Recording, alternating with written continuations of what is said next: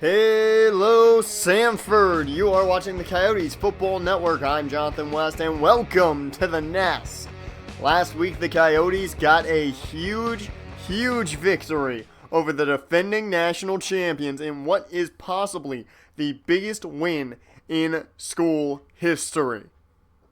Now the Coyotes stand at the number 5 spot in the polls. It's a pretty big situation here for the Coyotes.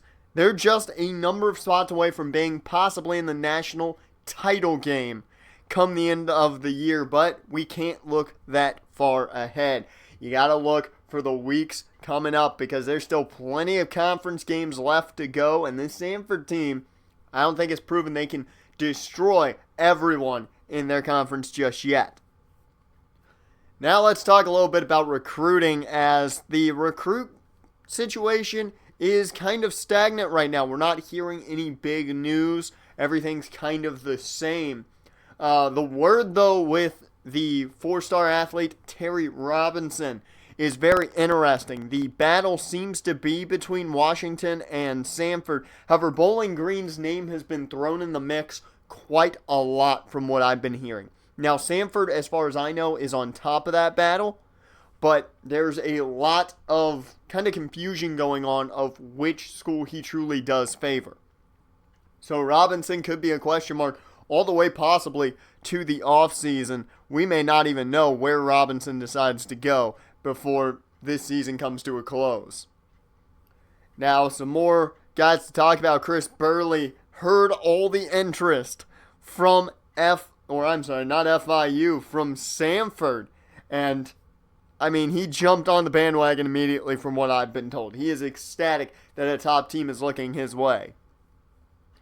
And with that, that's the question of if Graham Peterson really has a spot on this roster now. They want Burley seemingly extremely badly. They are highly after Burley. I think that is to combat if they do lose Josh Williams this offseason.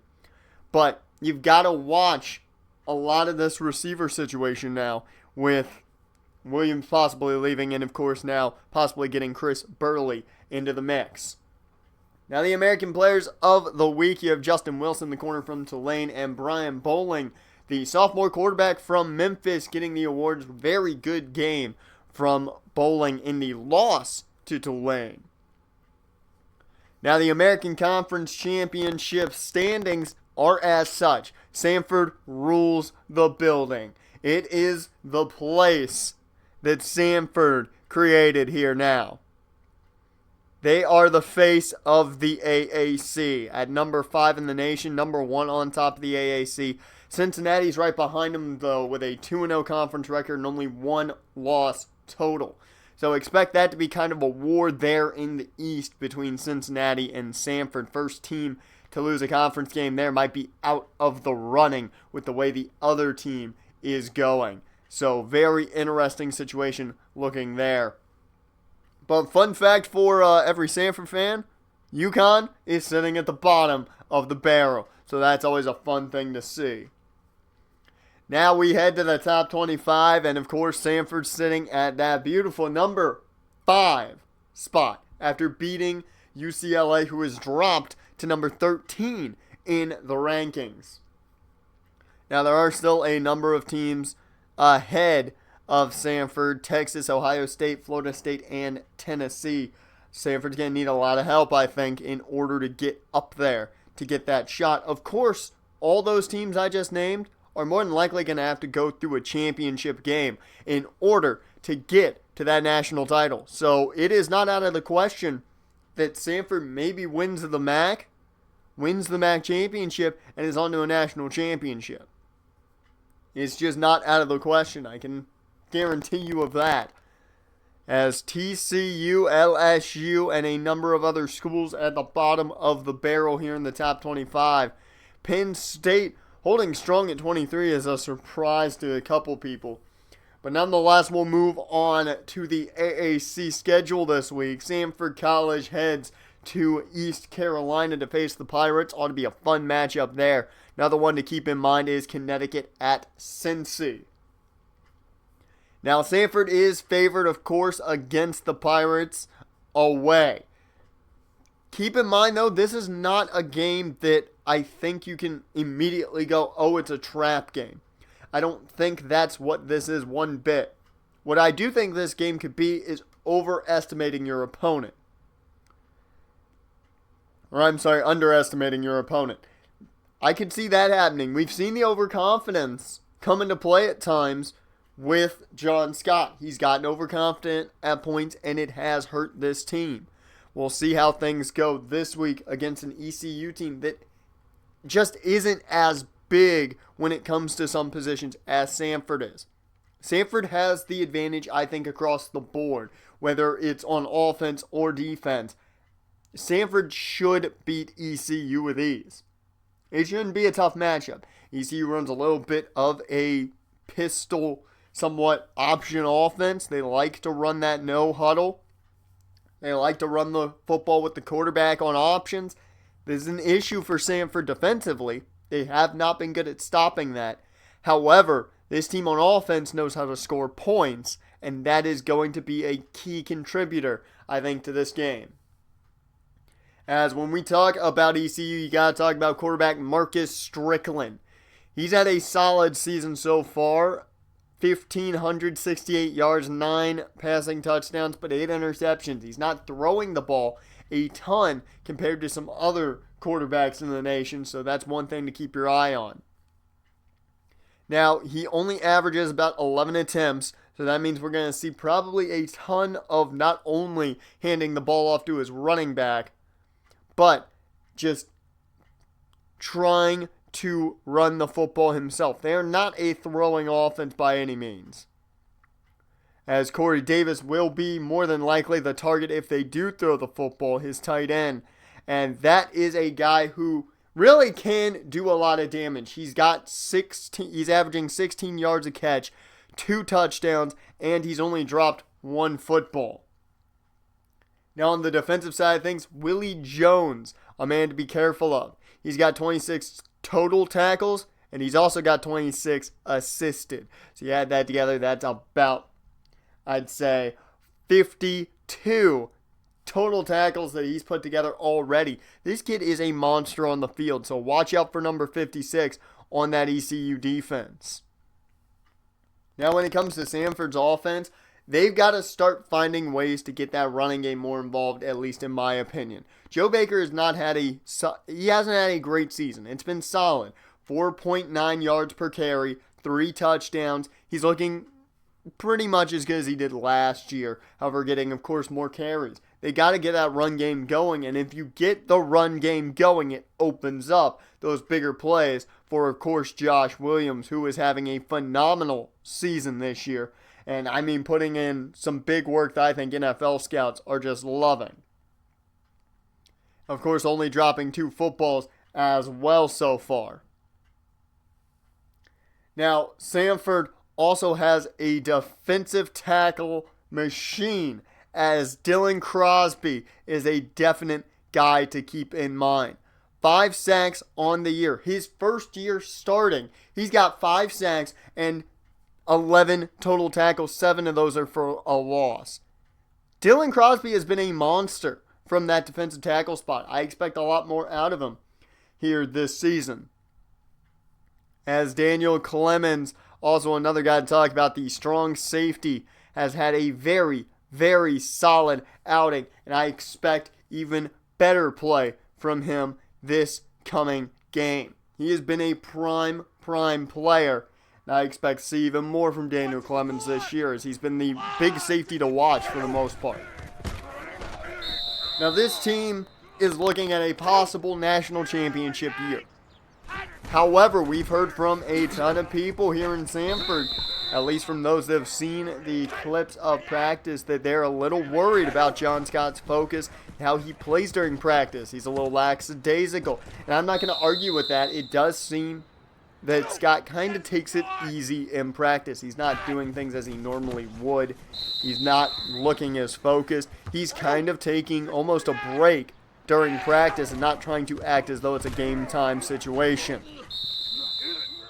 However, from what I know, at least I haven't gotten a word from Coach Wolf about this situation, but from what I know, it does not bother the coaches. They have no problem with it. They apparently know what he can bring on any given Saturday with this team. I mean, we've seen what Scott's done this year. It's a very, very good output. 17 touchdowns to 9 interceptions, the 9 picks. Not a great thing to see. But Scott's still playing a great game this year. So unless, there's like a catastrophic avalanche, I don't see a change at quarterback coming in the near future one bit. Scott has led this team to where they are now. He led them to a shocking upset last week against UCLA.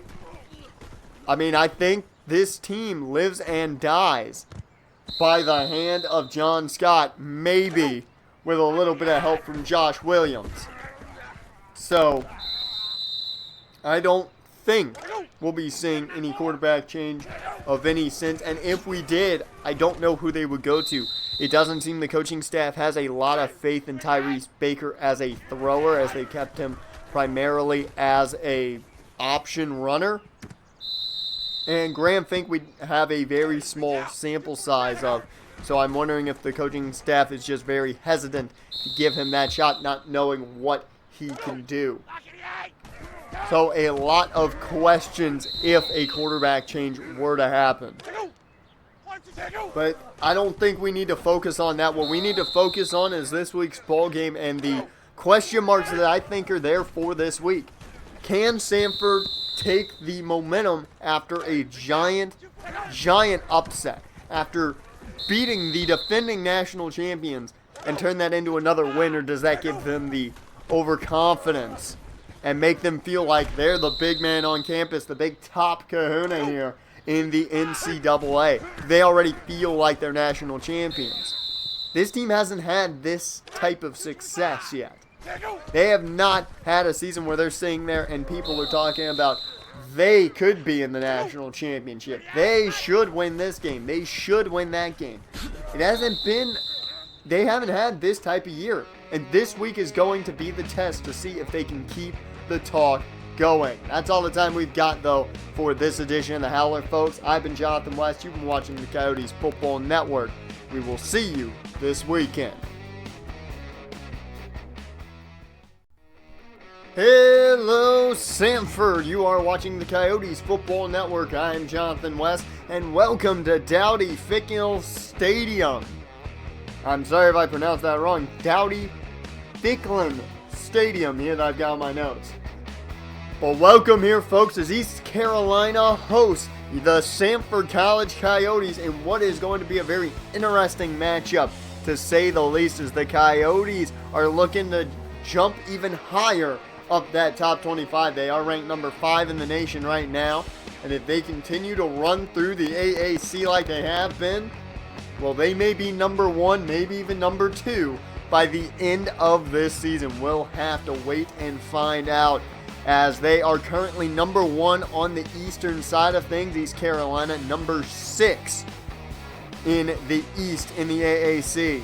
East Carolina's got a lot to do if they want to challenge for a MAC title, and their biggest test is right here with Sanford, as Sanford hopefully just isn't too overconfident after a huge upset last week when they defeated the defending champs UCLA. And we are off here, as Sanford will get the football to begin. It's Chad Riley on the return, as Riley can't find a lot of room, but he will find 21 yards, which is going to get them solid starting field position right where you want to be. As Williams and, of course, John Scott under center. Scott going deep to Williams immediately off the play action, but overthrows his man just by about a yard. 2nd and 10 now, as Scott now going to the ground here, as Sanford picks up 6 with Joe Baker.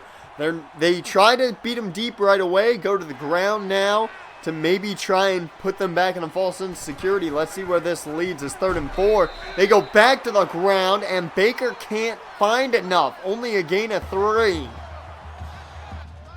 So an early pump from Sanford puts ECU's offense on the field, and that's a handoff to Shelton Weber. We're probably going to see a good amount of him running, as well as I would expect Strickland. 2nd and 3.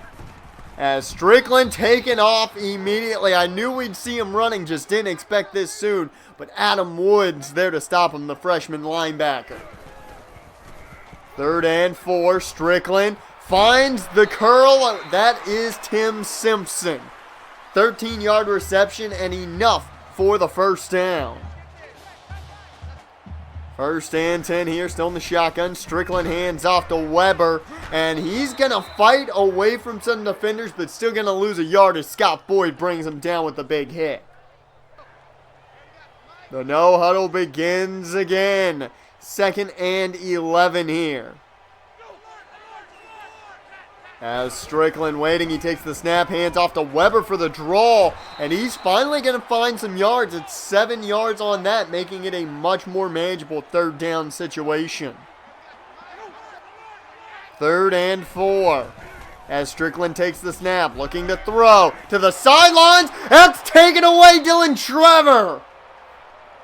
That is not a corner. That is not a safety, folks. That is an outside linebacker making a phenomenal interception.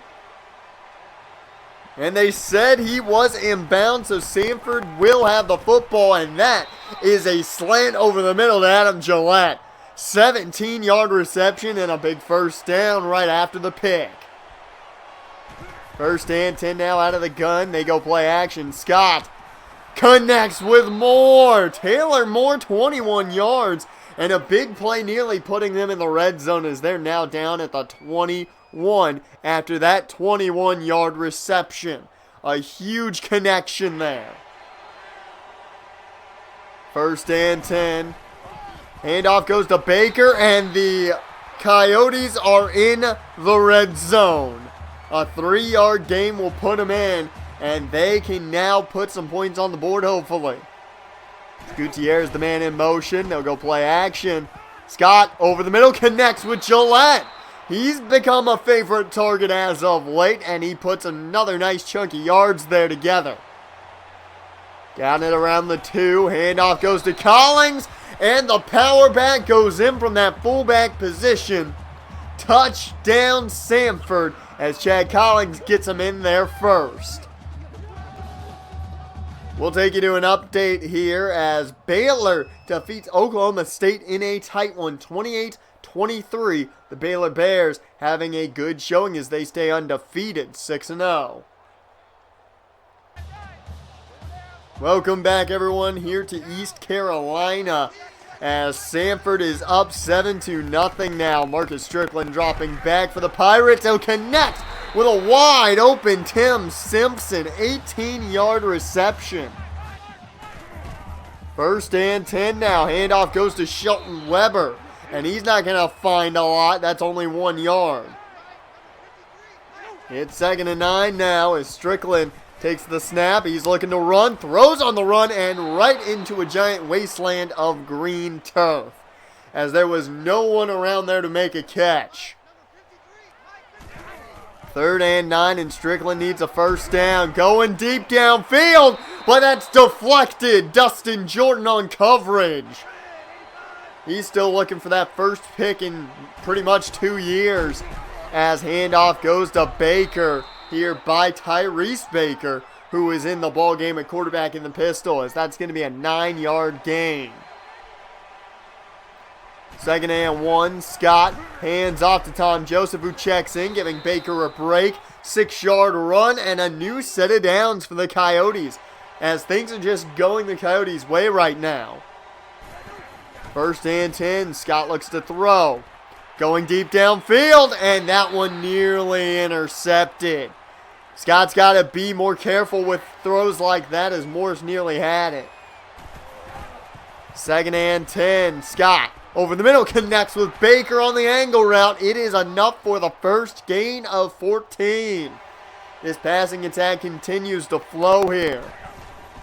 As 1st and 10. Scott over the middle connects with Gillette. He had Williams wide open, but I think he wanted more yardage with Gillette, and Gillette was open over the middle as well. He had 2 targets he could have gone to. First and 10 in the gun. Scott takes the snap. They're setting up a screen here. And it is somewhat open there for Baker as he finds a gain of 7 out of it. The Sanford offense is rolling. Second and 3 as they go to the ground. And Collins this time is wrapped up. Collins brought down very quickly. It'll bring up 3rd and 3 now. Possibly the last play of the first quarter. Scott throws quick. Williams, and it's enough for the first gain of 11 down to around the 2 or 3 yard line.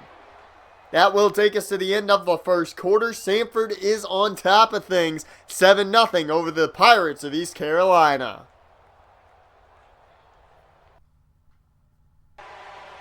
Welcome back, everyone, to the Coyotes Football Network as Sanford is at the goal line. Scott to throw off the play action. Can't find anyone in time.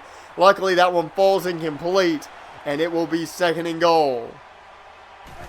As now they'll pitch it with Baker. Baker cuts inside, but he can't get in down at the 1. It is 3rd and goal from the 1 yard line. Collins in the ball game. They'll go his way, and he finds the end zone a 2nd time today. Chad Collins, the holder of both Sanford touchdowns. Well, now ECU's down by 2 scores, and they got to answer. As Marcus Strickland looks to throw here. Pressure coming in, though. He finds his way out of a lot of it, but finally brought down by Justin Moss. There was a lot of pressure coming in. You had Moss, Faraday, and Boyd bringing in the pressure. Moss the one able to get to him. So a good play by that defensive front to really push in that pocket as Strickland tries to make something happen on 2nd and 18, and he does get it off to Washington before the pressure gets there. A 5 yard gain, making it 3rd and 13. 5 wide set. Strickland takes the snap, looks to throw, and misses his man over the middle. He was wide open. Don't know how you miss a man that wide open. As 4th and 13, it's a punt, and Sullivan will get a chance to return. He takes it past the 50, down at around the 46. But Sullivan's down. That's not a good sign for Sanford, as Steven Supersonic Sullivan has been a great returner for them. He is out right now. We don't know how long, as a 2 yard run there by Joe Baker. We'll give you folks an update if we can on Sullivan. As Scott play action here on 2nd down, but he'll fall to the ground. Loss of around 9 to 10 yards. Brian Griffith, the man who brought him down. That's a huge loss, putting them at a 3rd and 18 situation. Scott looks to throw, and they go to the bread and butter down the field, and it's intercepted. It was deflected, and I thought it landed on the turf, but apparently Anthony Bryan caught it before it lands on the turf. I don't know about that, and it looks like Coach Wolf doesn't either, as he's calling for a challenge. It's a tough call to make here. There's the deflection, and it's tough to see if he grabs it before it hits the turf or not. That's probably the best angle we're going to get, and even I can't tell still. And the ruling is that it will stand. 1st and 10 for ECU.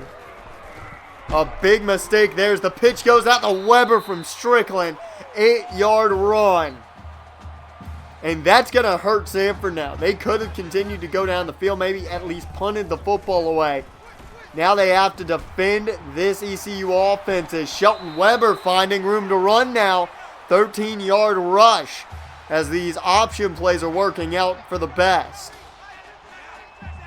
1st and 10, man in motion. As play action and a quick strike to Davis. We brought him up in the howler, the tight end, and he finds 23 yards on that reception. Strickland went there real quick. 1st and 10 as the no-huddle offense continues. Handoff goes to Shelton Weber, and he's got a gain of 5 there. Weber continuing to be the main back and main offensive weapon here. They'll go back to Weber. He's caught this time again. It'll be a gain of around 3, maybe 4 yards.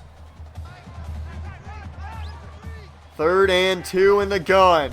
Strickland takes the option. He's got running room with some nice blocks. Touchdown, ECU.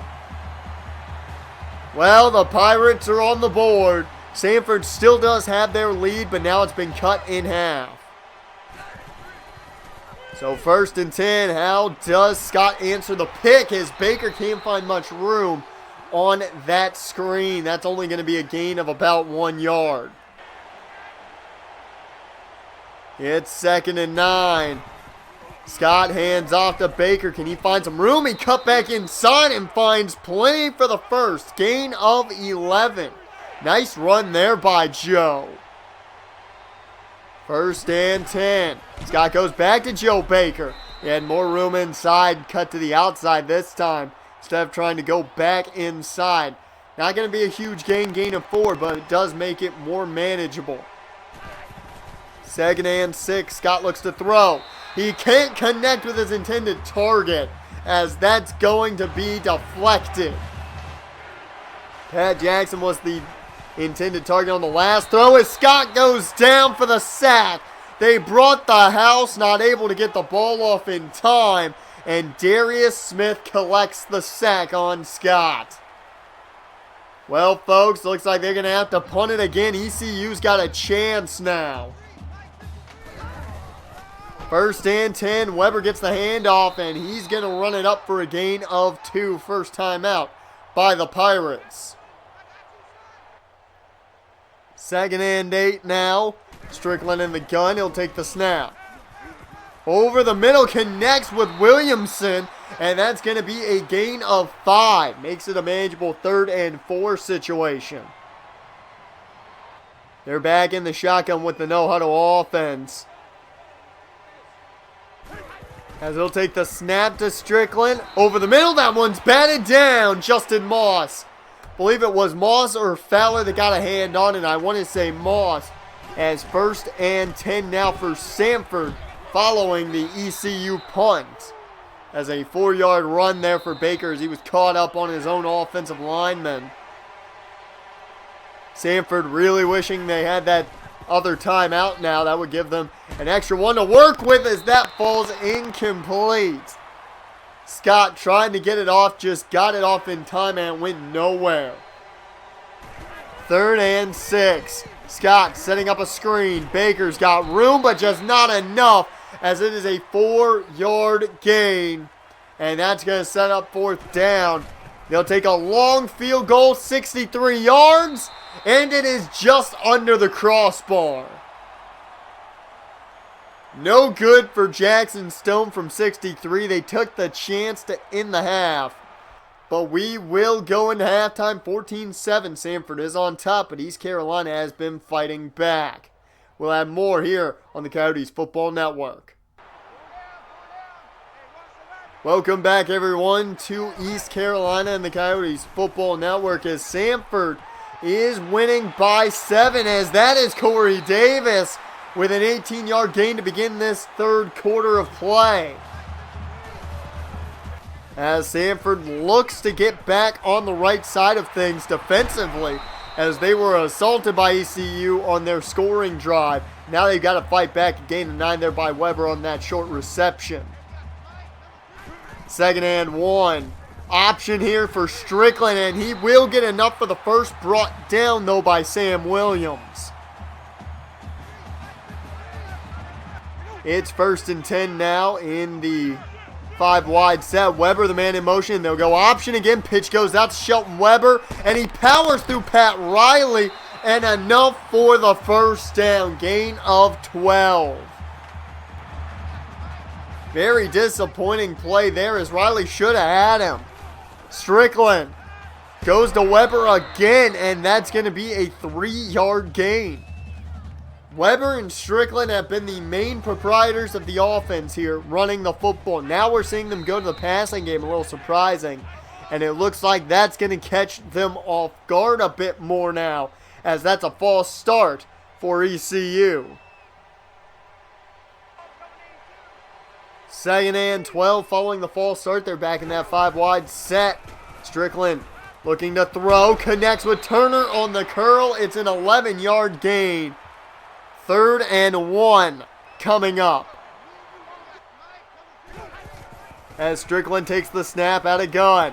He'll throw once again. Connects with Turner on the curl. This time it's only 6 yards, but it is enough for the first. ECU is just yards away from the end zone as Strickland once again out of the 5-wide set checks it down to Cochran. And he's going to have a nice chunk of yardage, a gain of 9 there. They continue to dink and dunk somewhat their way. As the no huddle continues here, 2nd and 1. Strickland to Cochran, and he's out of bounds at the 3, another first down. ECU now just on the edge of pay dirt. 1st and goal, Strickland to throw. Same play, same situation. 3-yard touchdown for Dave Cochran. As Sanford now is tied up with ECU as the Pirates have fought back. With 6 minutes to go here in the 3rd. Sanford goes to the air, and that is Patrick Jackson. 18-yard connection. His first catch of the day, and a big one at that. As he makes a big first down and takes them down the field near midfield.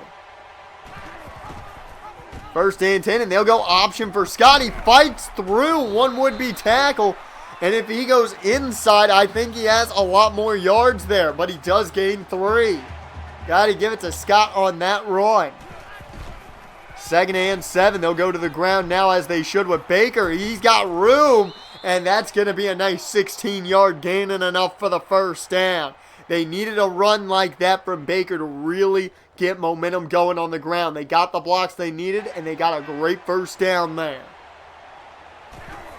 They're into Pirate territory as they go play action again. Deep downfield intended for Williams, and that one nearly got picked again. Andrew Morris has been on top of Josh Williams today. 2nd and 10. Handoff out of the pistol goes to Baker. We've not seen Tyrese Baker run a lot today. Joe Baker's been the one getting the ball out of the pistol, and that's going to be a gain of around 6.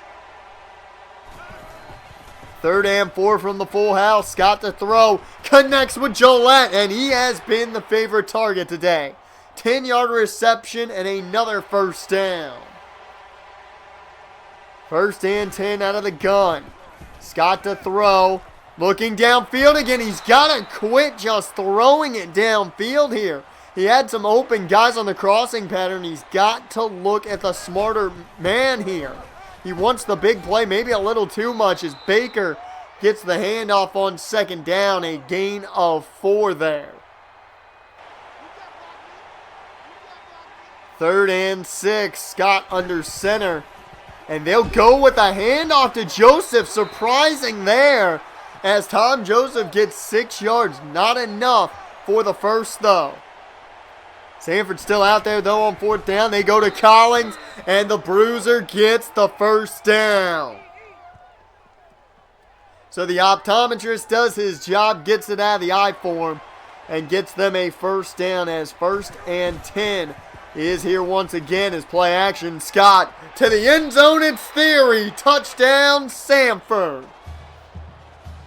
As Garrett Theory ends this drive in the end zone, as that is a big Sanford touchdown. They'll take back their lead now.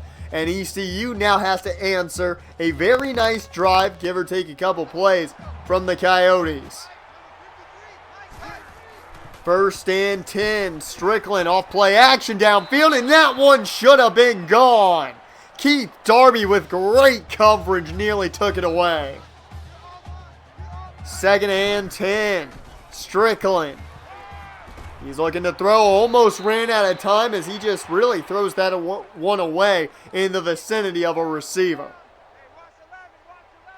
3rd and 10. Strickland hands off to Weber, and he is caught. The run didn't catch Sanford off guard. Only a gain of 5. They'll have to punt. As now the boot going to Riley. He can't find it as it bounces behind him and all the way down to the 2. Sanford won't touch it. Well, wow. The Coyotes now really have to drive. First and 10 from their own 2. Tom Joseph up the gut, and that'll be a gain of 7. Nice carry there. That gives them a little bit of breathing room here. Second and 3. Pitch goes out to Baker. Doesn't have a lot of room, but he is able to find 1 yard. That makes it manageable. Third and 2 now. Third and 2. I'm sorry, play action here. As that one's taken away. It was intended for Garrett Theory. You have got to be kidding me. Rich Givens, the linebacker, jumps up and takes that one away. I fully believe Scott thought he had it over top of the linebacker, but apparently he had higher hops than Scott believed as Washington gets the swing out and down to the 1 yard line.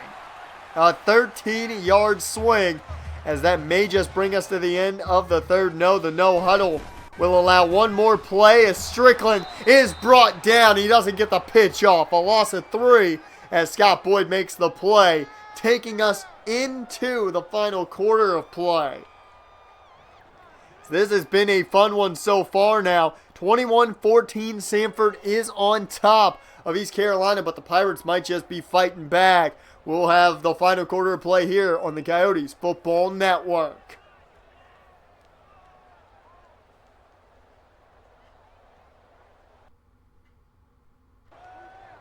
Welcome back, everyone, to East Carolina here on the Coyotes Football Network. Sanford 21-14 right now as Strickland runs right into Keith Darby. But now Sanford has to hold the Pirates to nothing here. They have to hold them from getting in the end zone as a man in motion here on 3rd and goal. Strickland takes the snap out of the 5-wide set. Running out of time. Down he goes. Scott Boyd made the play before the quarter and now makes the play at the beginning of the 4th. Great play by Boyd to get back up and show the fight to get there. That hustle is great to see. ECU going to settle for a field goal. So they'll take their points. 21-17. Sanford still on top as we take you to another update here. San Diego State with a big victory over Boise State in Mountain West play. 35-28. The Aztecs over the Broncos. First and 10 here as Scott and the Sanford offense out on the field. And there's Josh Williams. He's been very quiet today. Collects another reception there, only his 2nd. First and 10. Handoff goes to Tom Joseph, who's in there as more of the power role between the tandem of Joseph and Baker.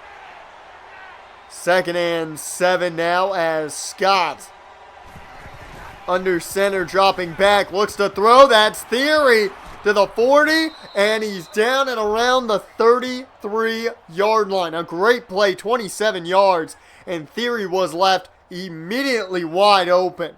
You can't let a guy like that wide open if you want to try and play good defense. As 1st and 10 out of the option, Baker's first run of the day as Tyrese Baker pulls off the option, and it gets enough for the first as he slides. 1st and 10. Scott looks to throw. Wide open. That's Williams. Touchdown, Sanford. Finally, it made sense for him to go downfield as Williams is wide open. It's a huge touchdown, and it gives now Sanford another 2-possession lead. And Williams collects another touchdown on the year. 1st and 10 now for ECU as they have to answer quickly in this 11-point ball game. Washington, though, can't go, Williamson can't go anywhere. It's only a gain of 1. 2nd and 9, Strickland going to the sidelines. That's Williamson again, a gain of 4 this time. It's a manageable 3rd and 5. Here's the no huddle has continued all game long. Strickland to throw. And the pressure's there. Guess who? Scott Boyd. He has been a behemoth today. There has been a lot of great plays by a number of players today, and Scott Boyd is definitely one of them. As a jet sweep here for Patrick Jackson, goes for a gain of 6. I was a little surprised. I thought they were going elsewhere, but they hit Jackson with the jet sweep. As 2nd and 4, they set up another screen for Baker. These have just not worked out today. And that one shares the same fate, a loss of 4. They may have great field position after the punt by ECU, but they're just not doing much with it here on this drive. 3rd and 9, the defense chants here in ECU are loud. As downfield, it's Theory. He's open, breaks off a tackle, 5, touchdown Sanford. 46 yards off the power of Garrett Theory. What a touchdown for the tight end. As we'll take you to another update, Navy and Houston just getting underway, and the Cougars already on the board, 7-0 Houston on top of Navy.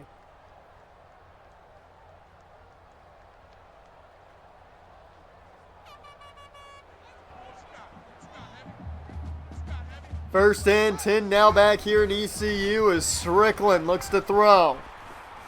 He'll connect with Tim Simpson. And that's going to be a first down as the Pirates have to scramble now. It's a 3-possession ball game. Strickland to Cochran, and Dave Cochran picks up 21. They continue to go as quick as possible here. Strickland going downfield, and he connects with Turner. Down and around the 1 or 2 yard line, brought down by Riley. First and goal here from the 1. As it took him time to get there, and the center picks it up and runs it in. I have seen a lot of plays in my time, but never have I seen a center just snap the ball, and I use air quotes, folks, and just take it himself. Inventive touchdown, I'll give him that, as now they go for 2. Strickland looks to throw, but the pressure gets there and forces the incompletion. That's Dylan Crosby. Well, folks, you could pretty much say this might just be the game. They don't recover this onside as it goes into the hands of Ron Price, the middle linebacker. That is going to be Sanford football. Now all they have to do is run out this clock. First and 10. Handoff goes to Baker. He doesn't find much, though. It's a gain of 3. Second and 7, under center is Scott. He'll hand off to Collins. He's got room up past the marker. First down Sanford. I'd say probably 1. Maybe they need a second. I don't know. Depends on how much time they take off and how many timeouts. As first and 10, Scott hands off to Tom Joseph. Every back getting involved here on this final drive, as Joseph, though, is shaken up. Second and 6, Collins in the ball game, and that's going to be it. First down, Sanford. Game is over. As Collins puts this one away with his second first down run of that drive, as the Coyotes are victorious. Your player of the game awarded to Garrett Theory. 3 receptions, 83 yards, and 2 touchdowns. A very good showing by Theory, especially on that 46-yard touchdown. Phenomenal play there. This game should not have been what it was. Sanford allowed East Carolina to get some of those points. The mistakes by Scott were evident, and he seemed to be, as I stated, overconfident after the win last week. He's got to calm down, and he's got to realize he can't be making those type of mistakes. He can't be trying to always get the ball downfield deep. He can't be trying to just make the big play every game. He's got to realize that, or Sanford could be in a lot of trouble going forward. The Coyotes do win, folks, as they will go into next week up big still undefeated on the season. You've been watching the Coyotes Football Network. I've been Jonathan West, and we will see you next week.